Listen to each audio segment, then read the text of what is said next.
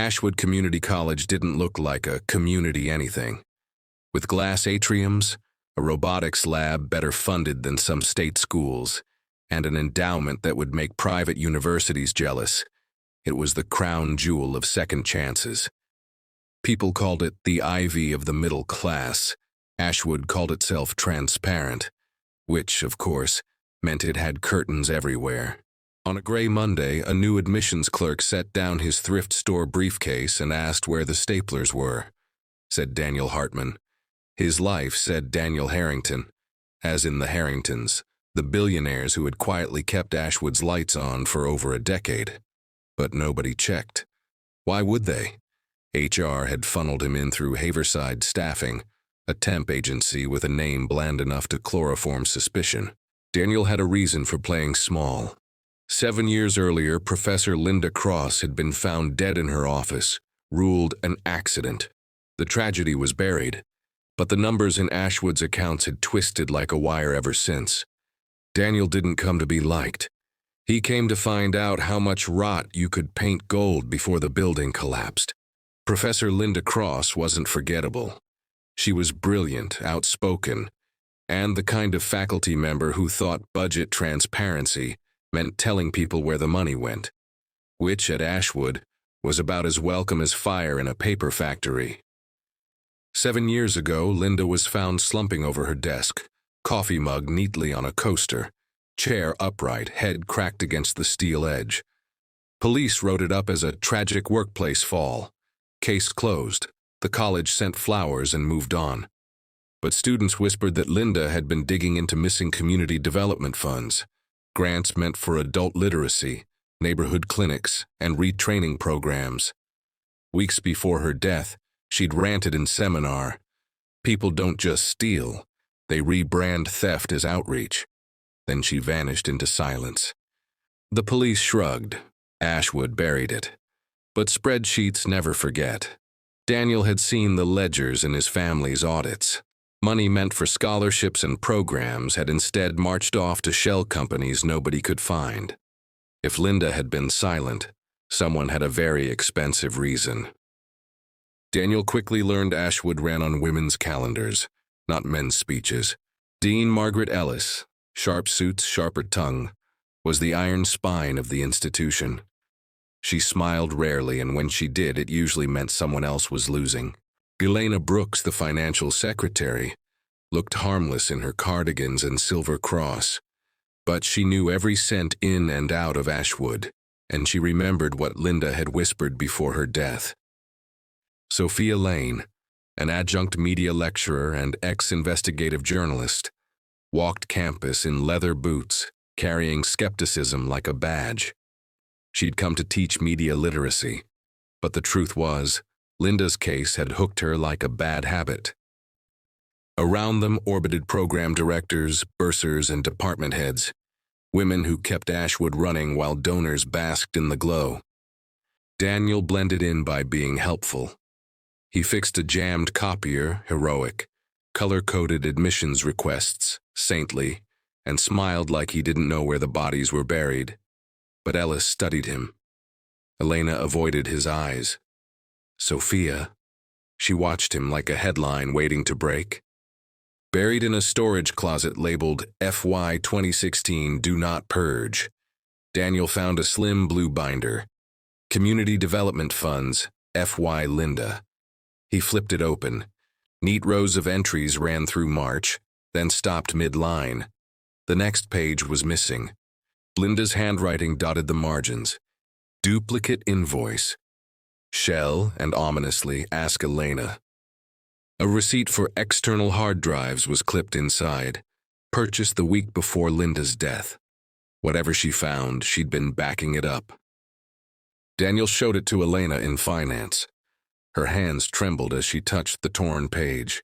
She asked me what I'd do if I found out our leaders weren't who they said they were. Elena closed the binder hard. I told her to document, not confront. She said confrontation saves more lives. Now she's gone. Then Elena glanced at the office door and whispered, "Don't keep that here. Some people at Ashwood don't forget as easily as the brochures want us to." The first real warning came not from a person, but a piece of paper. Daniel walked to his car after dusk. The windshield wiper held an envelope. Inside, a single typed line. "Leave the past buried or you'll join her." Classic.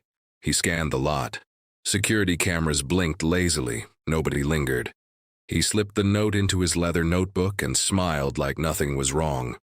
On the drive home, a black sedan followed him for 3 blocks too many before peeling off. The next morning, he arrived early, cheerfully refilled the copier, and greeted everyone with the calm of a man who'd clearly never worried about rent. Beneath the calm, his list of suspects grew shorter. Ellis, Elena, Sophia, and now, maybe Valerie Stone, the ambitious new economics chair whose career had bloomed precisely when Linda's ended. At Ashwood, accidents happened, but typed warnings weren't accidents. They were invitations to dig deeper. Sophia Lane's apartment looked like a newsroom. Married a conspiracy board and then filed for divorce. Milk crates overflowed with FOIA requests, police reports, and Ashwood yearbooks. Whiteboards mapped timelines in red marker like a crime show cliché, except hers had footnotes. She poured bitter coffee and studied Daniel. For a clerk, you ask questions like a subpoena. Before he could deny it, a courier knocked. Envelope. Thick, embossed with a downtown law firm's seal. Inside, a cease and desist accusing Sophia of reckless insinuations harmful to Ashwood's reputation. Translation: shut up or get sued. Unfazed, she shoved a folder across the table. Inside, photos of Linda's office. Chair upright, coffee mug untouched. No sign of a fall. "Staged," Sophia said. "If this were an accident, I'm the Queen of England." Her phone buzzed. A photo of her sister's car windshield cracked, captioned, "Careful." Her face tightened. "They're reminding me they can reach anyone, which means we're close." Ashwood's annual charity gala was the kind of event where champagne flutes outnumbered students. Crystal chandeliers dripped wealth. Donors in tuxedos whispered about community impact, while servers carried canapes worth more than an adjunct's weekly pay. Daniel slipped through, black suit modest, name tag reading admissions clerk. He listened more than he spoke. Dean Ellis drifted like a queen bee, all smiles and strategic laughter. 2 trustees joked about miraculous audits and keeping the feds at bay. Ellis lifted her glass and purred. "Trust is our most valuable currency." Enter Dr. Valerie Stone, economics chair in a scarlet suit, smiling like the room was hers. She thanked the crowd for transparent stewardship, with such conviction you'd think she'd invented honesty. Daniel noted how Ellis clapped too stiffly. Sophia, disguised as a student reporter, whispered, "Notice how power applauds itself the loudest." Daniel agreed. The gala was supposed to celebrate Ashwood's future. Instead, it looked like a crime family reunion, caviar included. Elena Brooks showed up at Daniel's cubicle with a shopping bag that looked heavier than it was. She handed it over like contraband. Inside, a ledger, a flash drive, and a sticky note with 3 vendor names: Northbridge Partners, Larchmont Collective, 9 Pines Consulting. "These are the ones Linda flagged," Elena whispered. "She told me if she went silent, the truth was in here." Daniel flipped the ledger. The last page wasn't Linda's handwriting. It was tighter, angular. A note at the bottom read, "Transferred to departmental discretionary," the same category Valerie Stone used to build her empire. Lena looked pale. Linda trusted a colleague, thought she was safe. That colleague betrayed her. Daniel asked who. Elena hesitated, eyes watering. "Look at who got promoted after Linda's death." Then she left, shaking like she'd just confessed to a priest. Ashwood didn't just bury Linda. They promoted her replacement with flowers still fresh on her grave. Department meetings at Ashwood were polite knife fights. Daniel sat along the wall, the clerk, invisible but attentive. At the head of the table sat Dr. Valerie Stone in another devastating red suit. Her slides boasted community engagement and impact metrics. But Daniel recognized the same vendor names from Elena's note. When asked about audit discrepancies, Valerie smiled. Resolved off-cycle. Nothing material. Translation. Don't ask again. Faculty nodded like obedient background actors. Sophia scribbled furiously from the doorway. Afterward, Valerie approached Daniel. You alphabetize requests too quickly, she said, eyes narrowing. Most clerks linger. I like order, he replied. Her lips were curved. Order is an excellent disguise. She walked away, perfume sharp, heels sharper.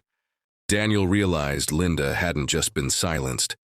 Her research had been stolen, weaponized, and now paraded around in red designer suits. Valerie wasn't hiding the throne. She was sitting on it. The archives room required badge access. Daniel timed it right, tailgating a courier and slipping inside. He rifled through dusty boxes until he found it. A leather-bound journal embossed L Cross. Proof Linda had documented everything. Interesting find, a voice said. Valerie leaned against the doorframe, arms crossed. Archivist told me a certain clerk sweet-talked his way in. Care to explain? Daniel weighed lying. Useless. He met her gaze. Daniel Harrington, my family funds this building. Flicker of recognition. Then she smiled like a cat at a fishbowl. The phantom donor himself playing secretary. How quaint. I'm here for the truth, he said. Truth? She stepped closer. Truth is whatever the board applauds, and I write the applause. She let him pass, but her smirk followed him down the hall. Daniel had just been unmasked, and Valerie wasn't afraid. She was amused. And amused villains are the most dangerous kind. Sophia spread photos across her kitchen table like a grim puzzle. See this? She jabbed at a still from Linda's office. Chair upright, coffee mug neat, papers stacked. People don't die in mid-research and leave their desk neater than housekeeping. Daniel frowned. So staged? Sophia smirked. If this was an accident, then gravity took a night off. Facilities logs told the rest. Camera 3B in Linda's wing had gone dark for exactly 20 minutes. The same window when she fell. The official records said maintenance. But the power grid logs, which Sophia had bribed a student tech to retrieve, showed no outage. Someone had flipped a breaker manually. Linda was about to publish a paper exposing fraudulent grant vendors. Sophia said, her eyes sharp. And then, poof, accident. Daniel's jaw tightened. Ashwood hadn't just covered up incompetence. It had written a full script, staged a scene, and called it closure. Too neat. Much too neat. The first real brush with death came on a lonely stretch of road near the Pines. A black SUV appeared in Daniel's rear view, headlights glaring. It edged closer, kissing his bumper, then swerved hard, forcing him toward the ditch. Daniel downshifted and braked hard. The SUV fishtailed, recovered, then lunged again. He cut down a side street, killed his lights, and slid behind recycling bins. The SUV idled at the intersection, hunting, before roaring off. His hands trembled, though his face stayed calm. Harrington's didn't flinch, but inside he knew. The people who killed Linda weren't content with warning notes anymore. Next morning, he walked into the admissions office with a thermos and a smile. Morning, he chirped, filing papers as if nobody had tried to erase him 12 hours earlier. Only Sophia noticed the bruise on his hand. They know you're digging, she whispered. That means we're getting close. Elena Brooks asked Daniel to meet in Ashwood's chapel, where whispers disappeared into the rafters. She sat rigid, hands clasped so tightly her knuckles whitened. I've carried this for 7 years, she said, voice thin. I told myself silence was safer, but silence is just complicity with lipstick. She slid a velvet pouch across the pew.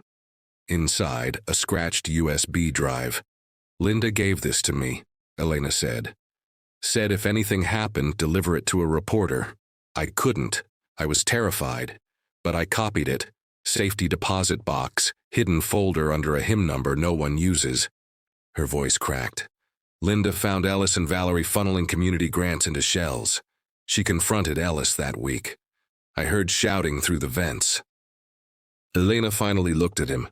If they come for me next, make sure my children know I tried. For once, Daniel had no sarcasm, just fury. Back at Sophia's apartment, the drive came alive with damning precision. Invoices routed to empty P.O. boxes. Vendor contracts signed at impossible hours. Offshore accounts tied to Ellis, Valerie, and trustee Whitcomb. One file was labeled Hush.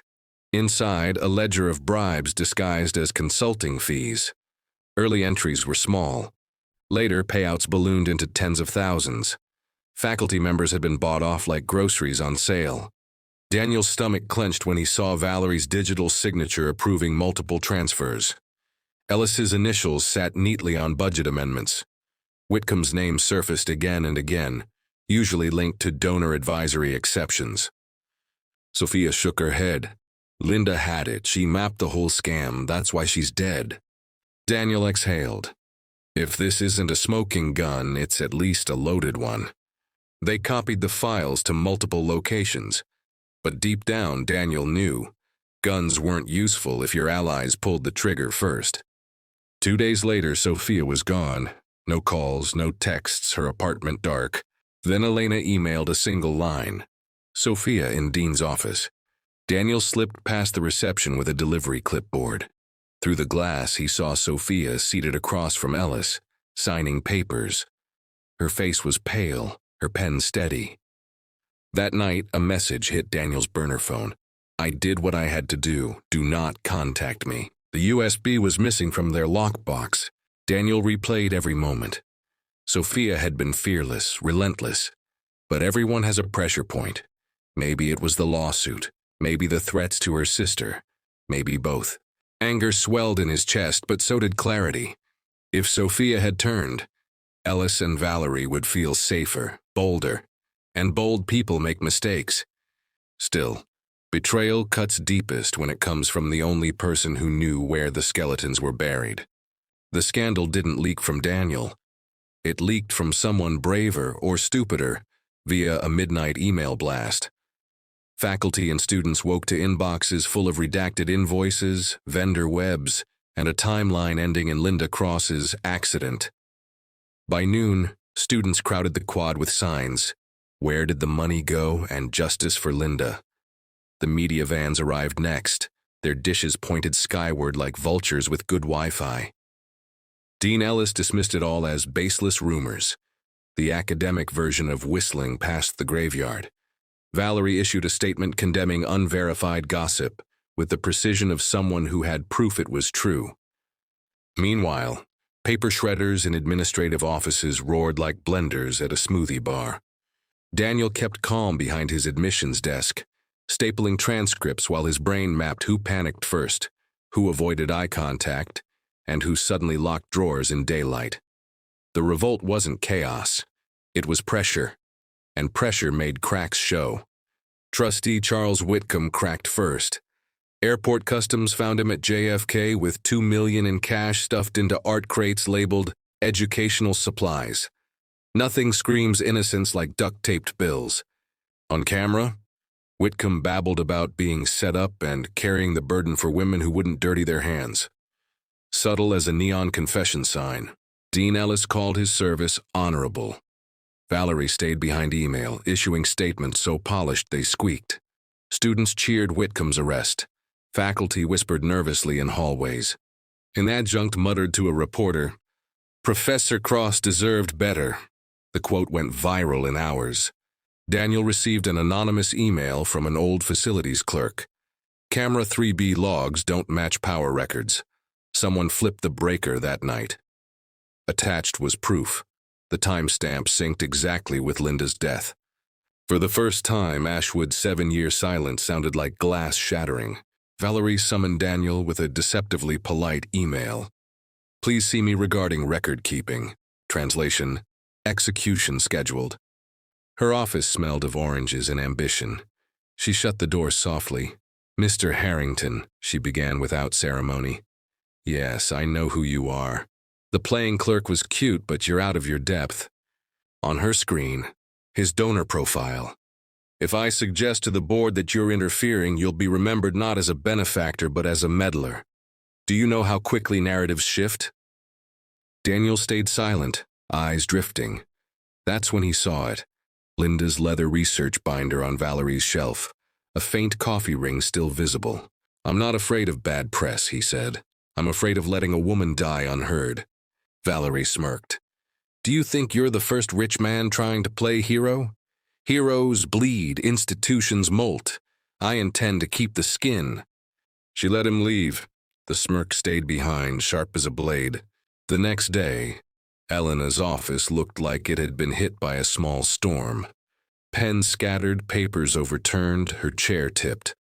On the desk sat a single sheet, a Cayman bank statement connecting Larchmont Collective to an account marked with Valerie's initials and Ellis's handwriting.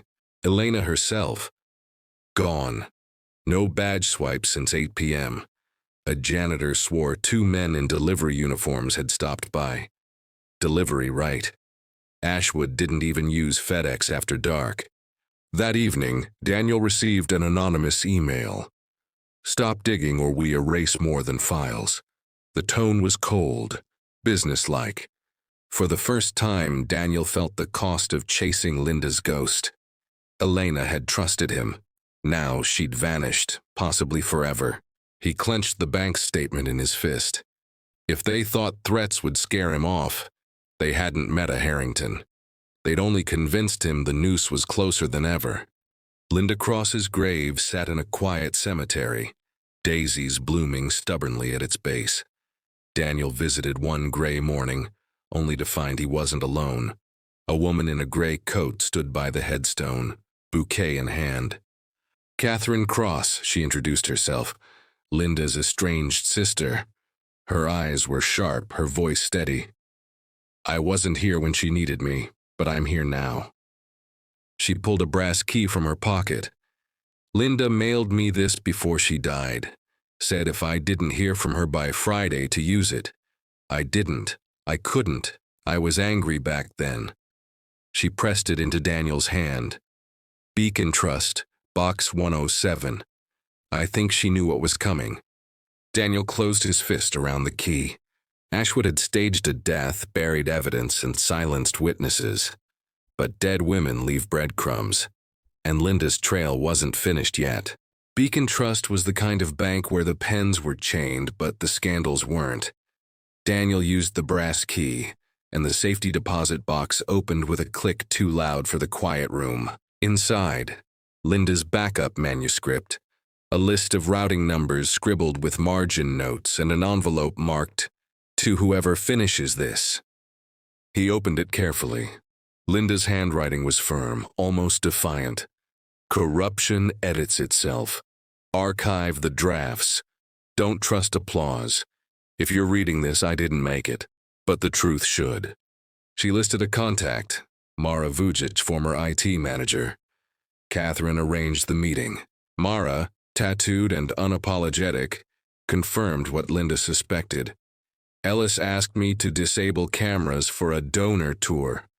I flipped a breaker for 20 minutes. She said it was sensitive. 2 months later, I quit. She slid Daniel a thumb drive.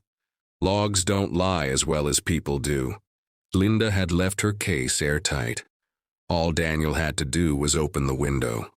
The next morning, Daniel called a press conference, ironically outside the glass atrium his family had funded. His badge had been deactivated overnight. Apparently, donors weren't welcome in their own buildings. He stepped to the mic. My name is Daniel Harrington. I came here disguised as a clerk to uncover what happened to Professor Linda Cross. This is what I found. Then he unloaded vendor webs, offshore accounts, bribe ledgers, breaker logs synced to Linda's death. He ended with her line, "Documentation is dignity." Catherine followed, speaking of her sister's stubborn faith in truth. Reporters leaned forward, pencils flying. Mid-speech, phones buzzed in unison. Federal warrants had been served at Ashwood. Dean Ellis stormed out of the building, pale as chalk. "This is an ambush," she snapped, seconds before agents slipped past her into her office. Cameras caught every twitch.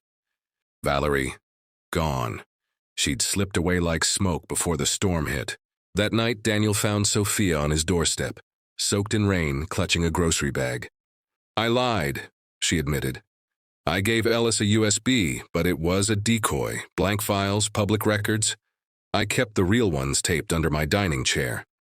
She pulled out micro SD cards, labeled and waterproofed. "They threatened my sister," she confessed. "Said her accident would be next. I broke, but when I saw you out there with Catherine, I realized they only sound powerful when we whisper. I'll testify. I'll put it all under oath." Daniel exhaled. For once, grateful sarcasm couldn't cover relief. The next morning, Sophia recorded a video statement. "Linda Cross was murdered for following the money. I have the files, I have the threats, and I have no reason to hide anymore." Her betrayal had almost sunk them. Her redemption might just nail the coffin shut. The feds moved fast. Agents in Navy windbreakers marched across the quad at dawn, clipboards in one hand, handcuffs in the other. Dean Margaret Ellis was let out first, hair perfect, composure gone. "This college is mine," she shouted, as though yelling ownership rights at federal agents had ever worked. Valerie Stone was dragged from a Pilates studio, hair in a bun, leggings immaculate, phone confiscated mid-text. She muttered about institutional loyalty while reporters shouted questions. Trustee Whitcomb, already caught with his art crate cash, was charged with conspiracy to commit fraud and accessory to murder.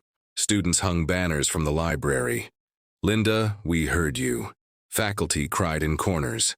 The donors pretended they'd never heard of Ellis or Stone. Elena reappeared under legal protection, pale but alive. Her testimony about Ellis's office shouting match became the final nail. Ashwood wasn't just bleeding reputation. It was hemorrhaging leadership into custody. Ashwood didn't heal overnight, but it began. A reform board took over, packed with women from advocacy and transparency groups. Daniel donated $100 million, locked into a student and staff trust with audits live-streamed. A scholarship in Linda's name launched, funding adult learners and community projects, the very people she'd fought for. Her quote, "Documentation is dignity," was etched into a bronze plaque in the courtyard. Catherine laid daisies there every month. Sophia founded an investigative lab for students, training them to question power with footnotes and evidence. Elena, finally free, moved into compliance, watchdog instead of bystander. As for Daniel, he kept his faded clerk badge on his desk. Wealth had always been loud. Service, he realized, worked better when it whispered. One rainy afternoon, as he read the names of the first Linda Cross scholars, he smiled. No applause followed, thankfully. Ashwood had finally learned not to trust applause. It had learned to trust the truth. If this story touches you, share it with someone and subscribe for more stories. Maybe your 5 minutes of listening will impact a life, possibly your own.